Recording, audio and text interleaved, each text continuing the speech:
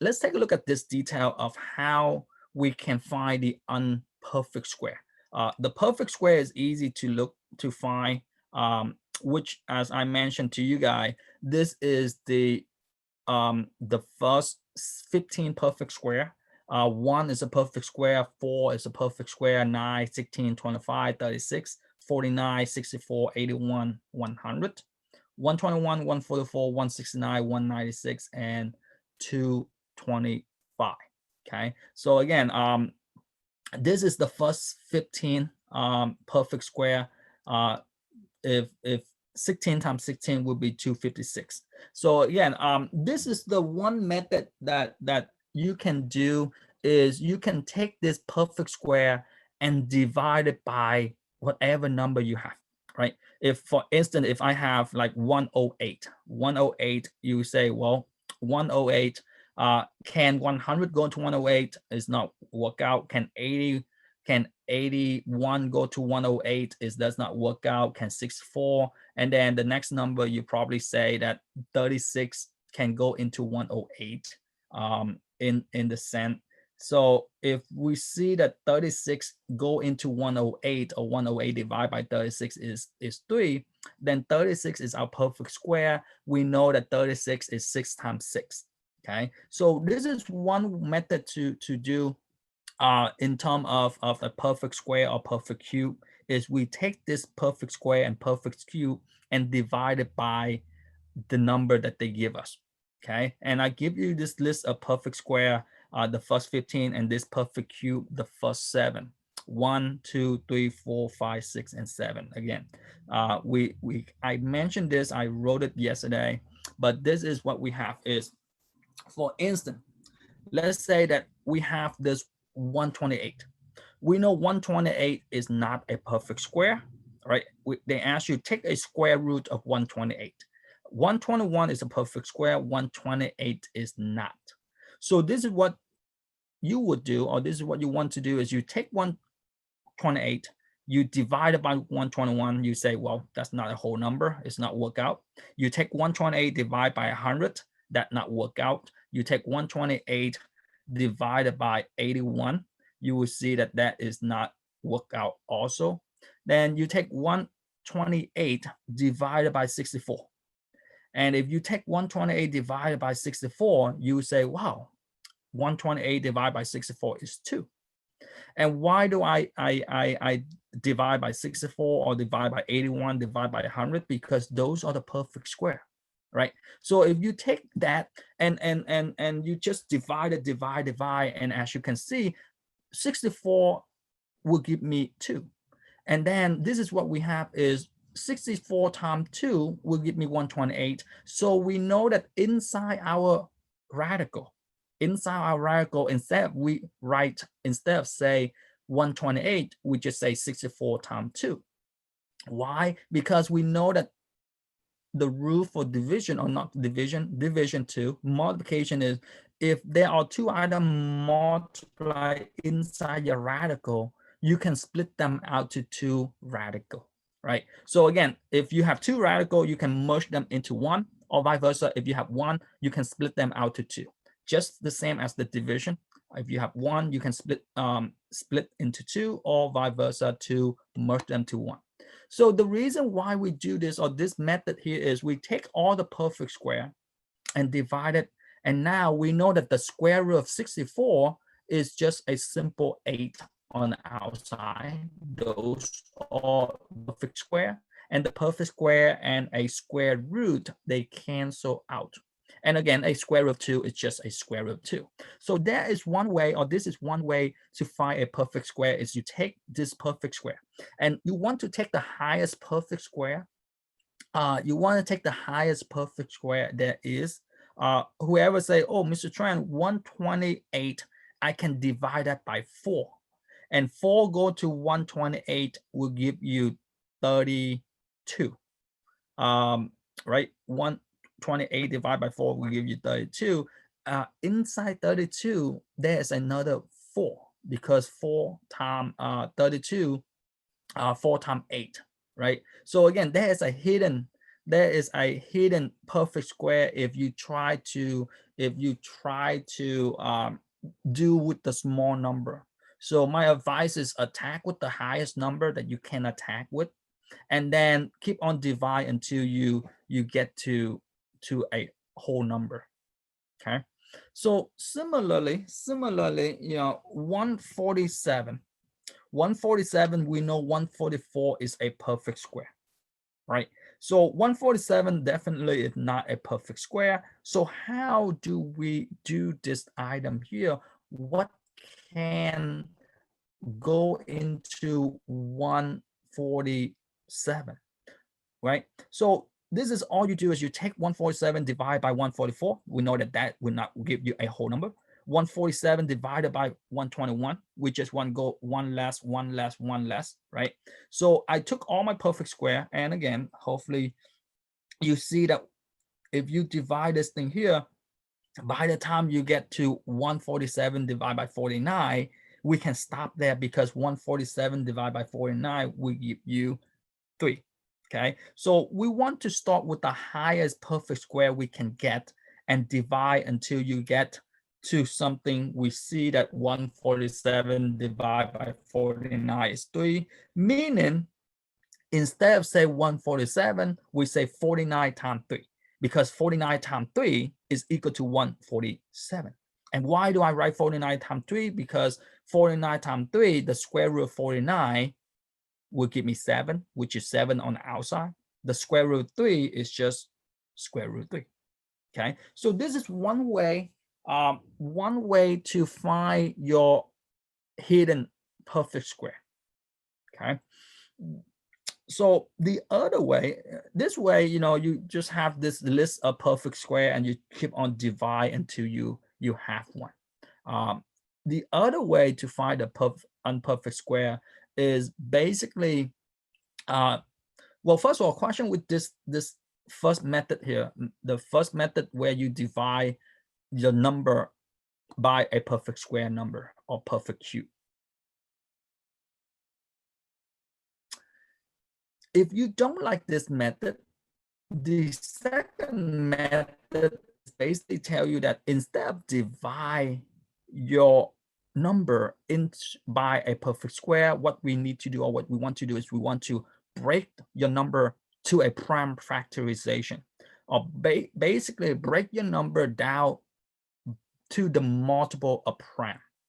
Okay, and again, what is the prime number? The prime number is just 1. The multiple, the only multiple is 1 and itself, right? That's your prime number. 2 is the only even prime number because 2 times 1 is 2. That's it. 3 is 3 times 1. 5 is 5 times 1. As you can see, I give you this list of prime number. 15 is not prime number because 3 times 5 is 15, right? So this is what we have is, again, if it's an even number, you divide by 2. If it's odd number, you divide by the odd prime, whatever you can come up with in terms of that. So let's take a look at this example here. We see that 140 is not a perfect square. 144 is, but 140 is not. So if it's even number, 140, you can see that I can divide this by a 2, which is 2 going to 140 is 70. Meaning I break it down, I say, well, instead of write 140, I say 2 times 70. And instead of write 70, because I know 70 is still a even number, I can break it down to 2. And then again, I can break this item down to 5 times 7. And 5 and 7, those are my prime number. There's nothing I can do. So in this technique, whatever you have the line underneath, whatever you can break down, we don't look at it anymore. All you do is you break it down to prime number and you ask yourself, what are we looking for? Because it's a square root, we're looking for a pair of 2 of the same. And what is the pair of 2 of the same? The pair of 2 of the same is 2 and 2.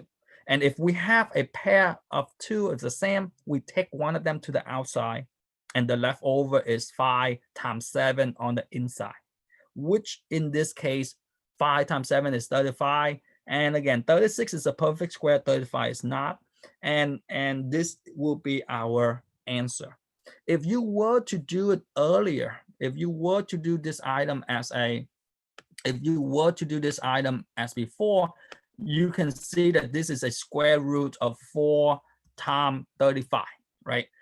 40, if you take 140 divided by 4, if you take 140 divided by 4, you will see that this is equal to 35.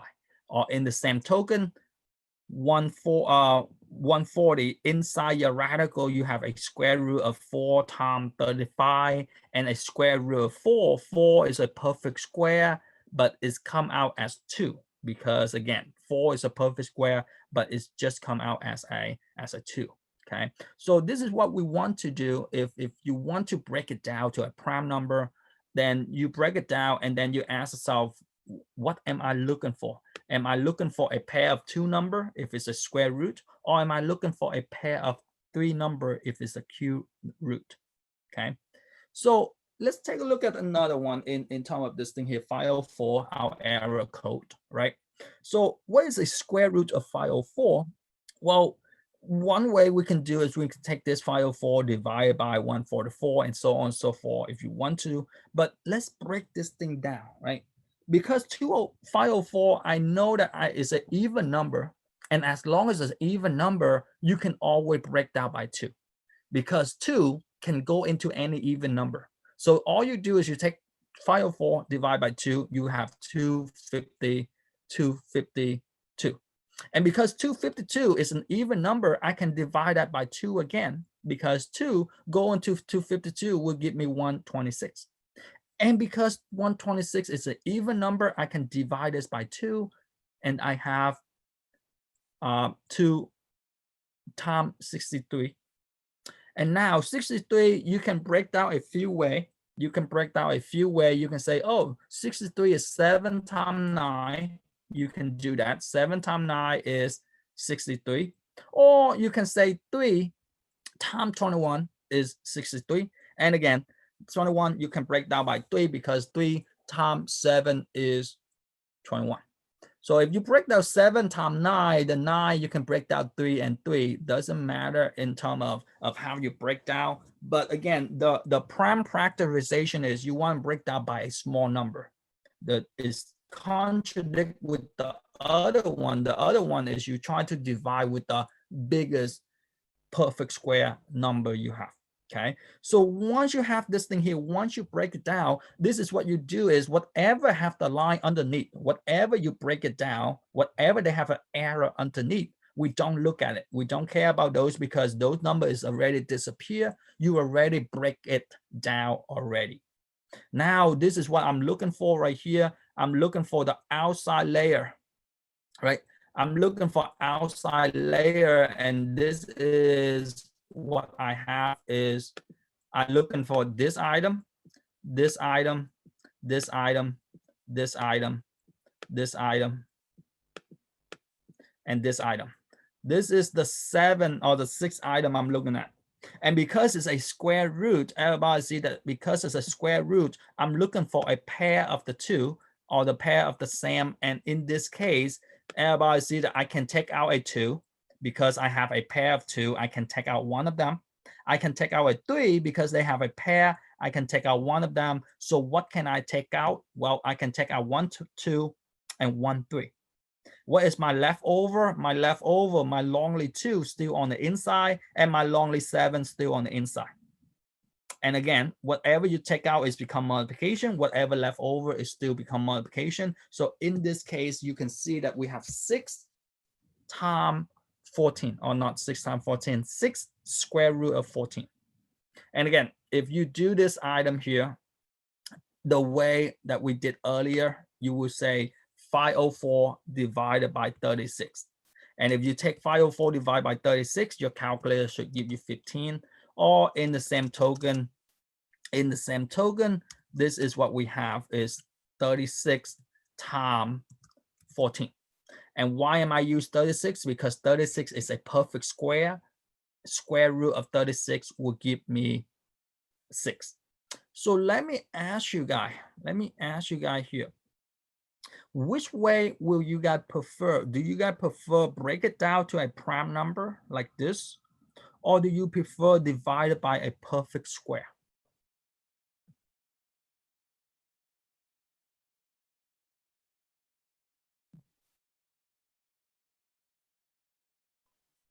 Doesn't matter which way. All right. Well, if you don't prefer, if you don't prefer either way, let's practice the breakdown. I feel or I think of the breakdown. A prime number is a little bit easier for you guys. So let's practice this thing here. Let's say we have something like this, right? Let me make up the number.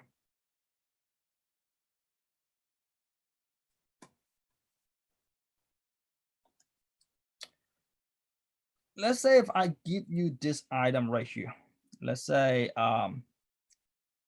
C. So let's say C, if I give this item, I give you a square root of 245. So we know, again, 225 is a perfect square, right? We know that 225 is a perfect square. 245, I don't know what is the perfect square, what is the hidden perfect square in here, right? You can multiply, you can divide, or whatever you want, but look at this thing here.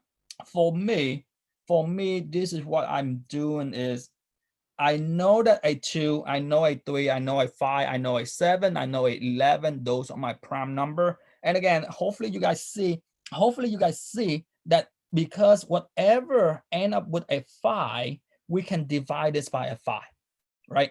Because 5 and whatever end up with a 5 or a 0, that is a multiple of 5. So we can take 245 and divide it by 5. And if you divide that by 5, everybody see that this thing will give me 49, right? And 49, you can stop here. Whoever say, oh, Mr. Trent, I can stop here. I can say 49 is a perfect square. But if you don't stop there, everybody see that 49 is 7 times 7. So whatever they have the line underneath, we don't look at it. So again, this is the only item I'm looking at, which is my outside layer. My outside layer, I have a 5, I have a 7, I have a 7. So because of a square root, we're looking for a pair of 2. And whatever pair of 2, that is what I bring to the outside. So if I bring a pair of 2 and I bring only one of them, what is the leftover? The leftover L by C that we have is a lonely 5. So a square root of 245 is basically equal to 7 square root of 5. Okay, so that's what we have in the item of break it down. You can either see that way, or if you do the other way, we say that 49 times 5 is 245. And again, 49 square root of 49 times a square root of 5.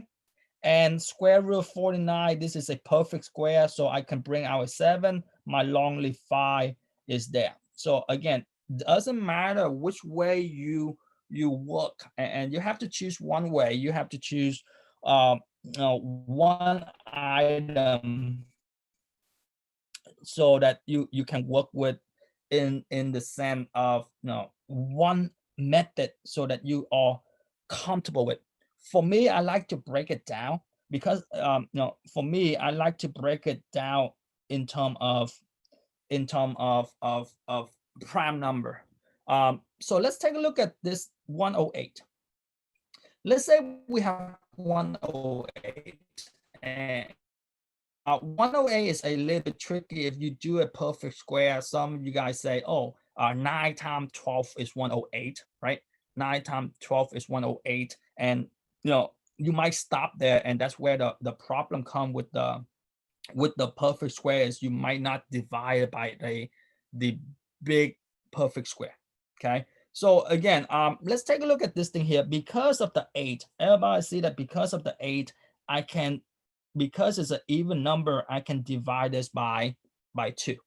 And if it's the even number, I divide this by 2. And again, 108 divide that by 2 will give me 54, or 2 times 54 is 108. And because of the 4 is an even number, I know that I can divide this by 2. As long as it's an even number, I can divide it by 2. And if I divide this by 2, you can see that this will give me 27, right? 27, because 2 times 7 is 54. And now we know that this is a 7 is not an even number. We cannot divide it by 2 anymore. Now we have to try to see if we can divide it by 3.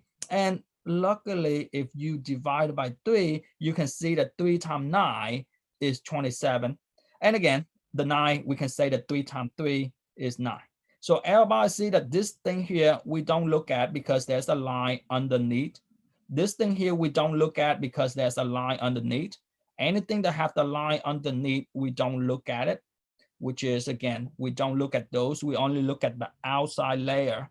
And my outside layer is a 2, a 2, a 3, a 3. So as you can see, looking at this item here, because of a square root, I'm looking for a pair of 2. Again, a pair of 2, I have 2 of the 2, I have 2 of the 3. That is what I can bring it outside. So I can bring out 1 of the 2, I can bring out 1 of the 3. And what is the lonely number on the inside? I still have F. The lonely number on the inside is a 3, which in this case, you can see that 2 times 3 will give me 6. Square root of 3 will be my answer. Okay, so this way, this is one way to do it. For instance, you say, whoever say, oh, Mr. Tran, I do it this way. You do it this way, and you say a square root of 9 times a square root of 12, and square root of 9 is 3. The only reason why I don't like this way is sometimes you stop here, but inside the 12,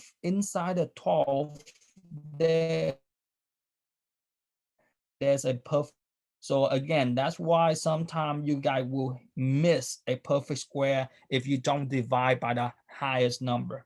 Again, 108 is 3 times 36. If you divide by 36, you will see that 108 is that number. And again, 36, what is the square root of 36? Square root of 36 is equal to 6. And again, I still have a lonely square root of 3 on the inside. Okay. Question here, ladies and gentlemen, question with this item that we have here. Now, if you don't have question, let's take a look at, let's try one more. Let's try one more. Let's try the hard one, right? Let's say E. And let me say a square root of 648. So let's say that we have something like this. You say, wow, that's a big number, right? That's 648. And sometimes you get intimidated when you get big number. But we know, well, we don't know. We don't know if this is a perfect square or not, right? But what can we do? Well, this is one way to do is, again, if you want to, right, we want to break this thing down.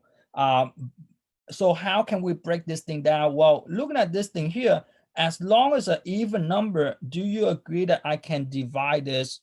I can divide this by 2.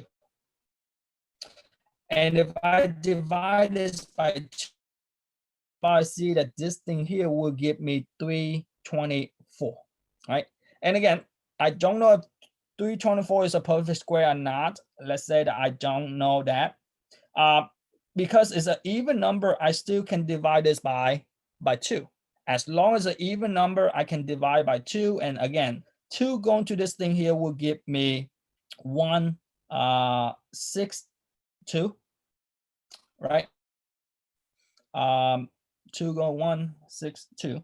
And again, as long as it's an even number, I can divide this by 2. This thing will give me 2 going 16 is 881.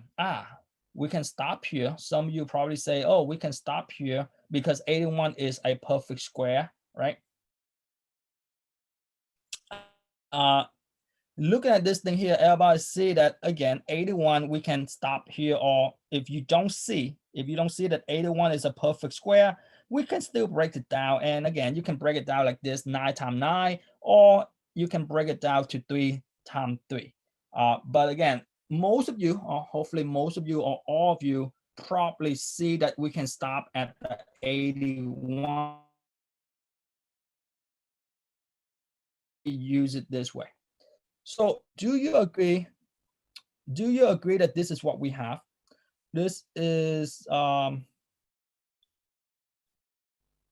question on my breakdown here. Again, 648 divided by 2, I have 234, 334 divided by 2, I have 120, 168, and 168 divided by 4, I have 81, right? So looking at this thing here, everybody see that what can I bring to the outside? Well, I can bring out I can bring out a 2, and I can bring out a 9 because I'm looking for a pair of the same. So I know that my 9 is the same. I can bring out a 9. I know that my 2 is the same. I can bring out a 2. And now what is left? What is the leftover? Do you agree that the leftover is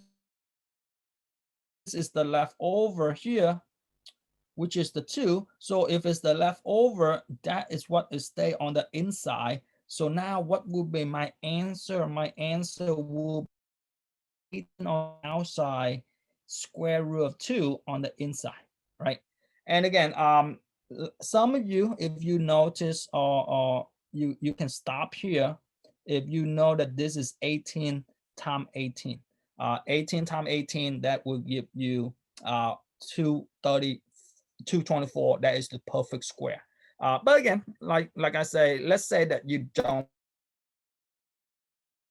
I only after I break it down like this, 18 times 18. But again, looking at this thing here, question here, ladies and gentlemen, of how to break down your item to find the perfect square inside a hidden imperfect square number.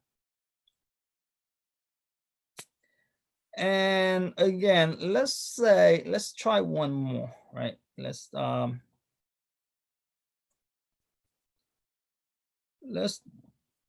do one more just to be safe. 162. Did 162?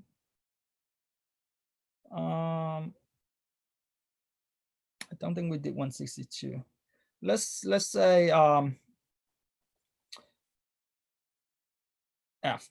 Let's say we have a square root of 162. Or maybe we did that already. I don't know. Say we did not do it. 162, how you break this down to a prime number? Okay, so that's what you want to ask yourself is, if I have this big number, how can I break it out smaller, smaller, smaller? Okay, so like I mentioned before, to break it down smaller, if it's even, very life is good.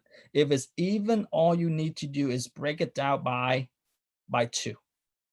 And again, 2 going to this thing here, 81. Well, we can stop there, huh? we have 162 here. That's why I say, oh, 162 is familiar. We if you divide 2, everybody see that if you divide by 2, you can stop here. I mean, unless you want to break it down further. I'm like, wait, I thought we did 162 already. So that's why 162 is up here. Well, let's try another number. Let's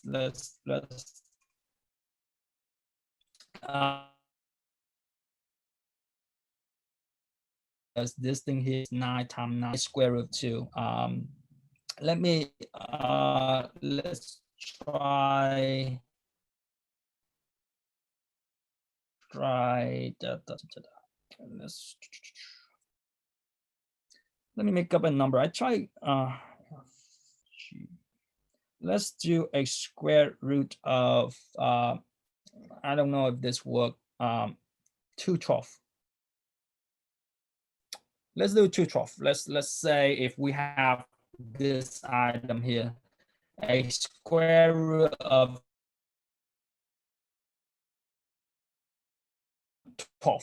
I don't know if it's work. It's just I make this make it up. So if it's not work, that will be your number. If it doesn't work, if it does not have any hidden perfect square, then that will be your answer. Okay. So again, cross my finger that this does not work. But if it does work, if they have a perfect square, we can extract them out, right?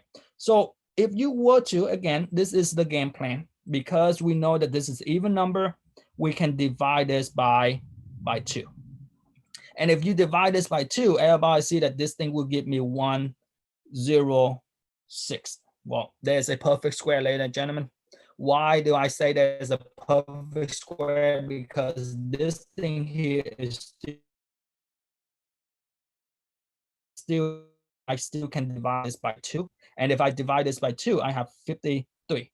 And again, hopefully you guys see, if not 50, a that can go in 53 other than 53 and 1.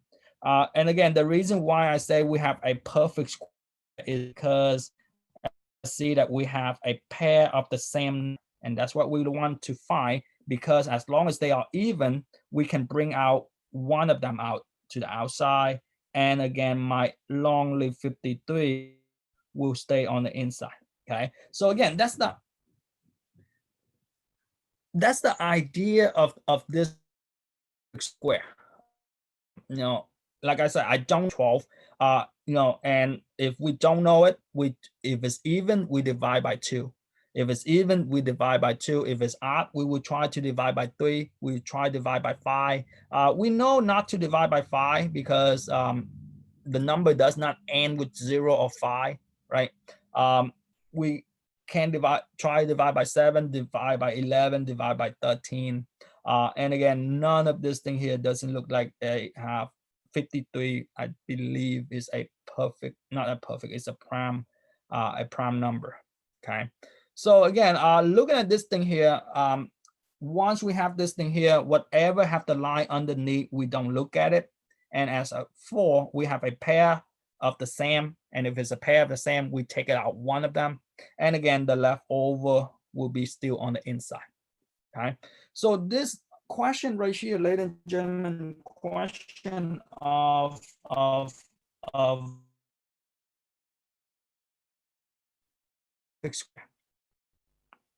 any question here? Well, if you don't have question, let's go back to this item that I have. To finish this item here, to finish this item in terms of 10.2, we skipped 10.2 last time. So let's take a look at 10.2 and then we can call it a day for today. And then you guys can practice this item, practice chapter 7, and then bring any question that you might have tomorrow. But let me mention this thing here. We did this last time. We did this yesterday. And 10.2 is basically tell you that if we have a radical, we can change this to a exponential, either function or expression. Okay. So if you remember yesterday, I keep on saying power over root, and that's what we have. Is if we have an exponential, if we have this exponent, and as you can see, the exponent here is 16 raised to the 1/2.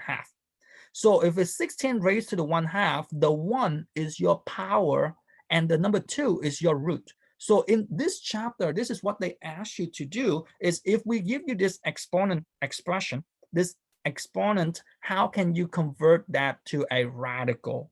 And if you can convert to the radical, can you simplify your radical, right? So this is what we have, is as long as it's a exponent and the exponent is a fraction, you will have a power over root. Again, if it's not a fraction, your root is 1. There's no one root, right? There's a square root, there's a cube root, there's a 4 root. There's no one root. It's just does not happen. The smallest root we have is a second, which is a square root. So if you see this thing here, this is what we have is the power over root. The power is 1, which is 16 raised to the 1 power over the root. And in this case, the root is a square root. So what is a square root of 16? As you can see, the square root of 16, 16 is a perfect square. So a square root of 16 would be 4. Similarly, if we have something like this, 8 raised to the second 2/3, which the power will be 2 and the root is 3. So if you were to convert this thing here, everybody see that the power is 2, which is the power over the root. And I want to advise you guys, when you attack this problem, you want to take the root first and then the power. If you take the power first, it's fine too. It's just sometimes the power, if you take the power first, the number is big, and then you don't know what to do with the root. So again, look at this item here. All we're doing is we take the root. Do you agree that the cube root of 8, which is 8, is a perfect cube, which is 8 is 2 times 2 times 2, 3 times, which is the 3, 2 raised to the power and a cube root, they cancel each other out. And again, we have 2 raised to the second power because that's my power. So in terms of this item here, the 8 raised to the 2/3 will give me 4. Okay, but this is the idea, or this is what they ask you to do, is if we give you this expression,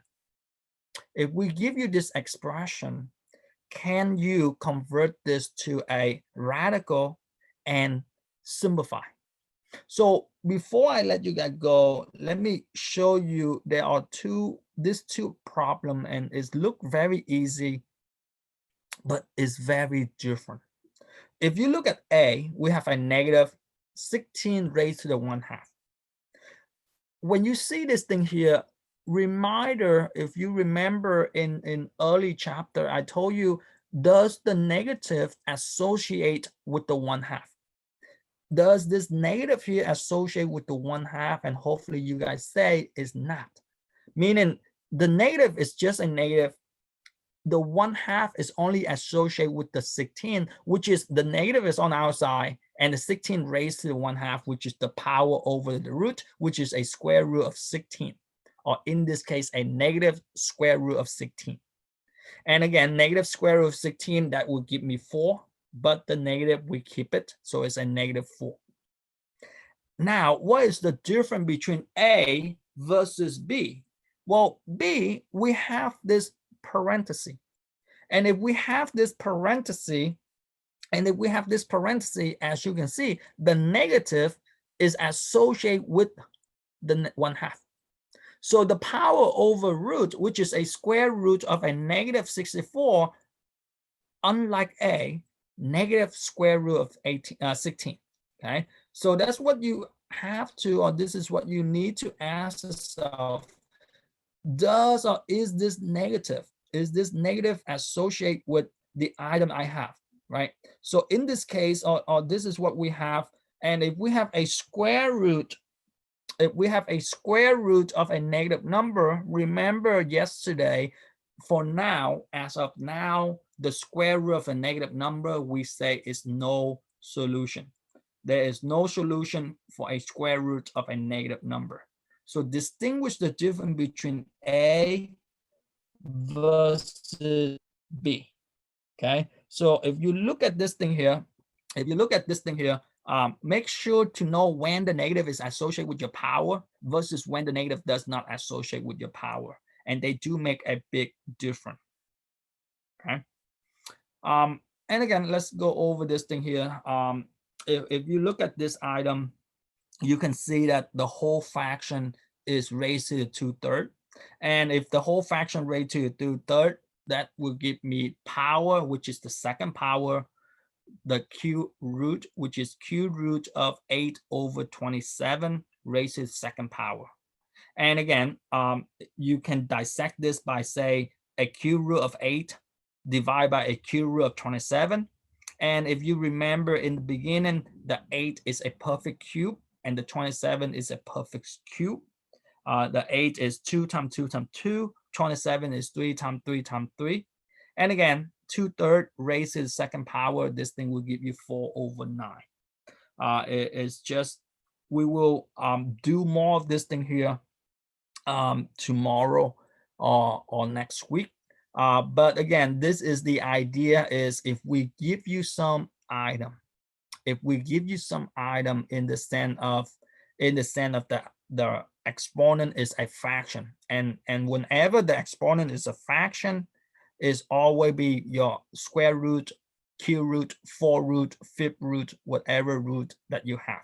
Okay, so one thing is lastly I want to show you, or I want to illustrate that the negative is in the exponent, not like A or not like B, where the negative is a whole number or the constant, right? So in this case, if a negative in the exponent, reminder, the negative exponent tell you that the item does not belong there. If you remember in chapter 5, the negative exponent tell you to take the reciprocal, or basically tell you to move, right? If it's on the numerator, we move to the denominator, or vice versa. If it's on the denominator, we move it to the numerator. So in this case, because of the negative exponent, negative 2/3 is the exponent, we move it to the denominator. So this thing here will give me the power.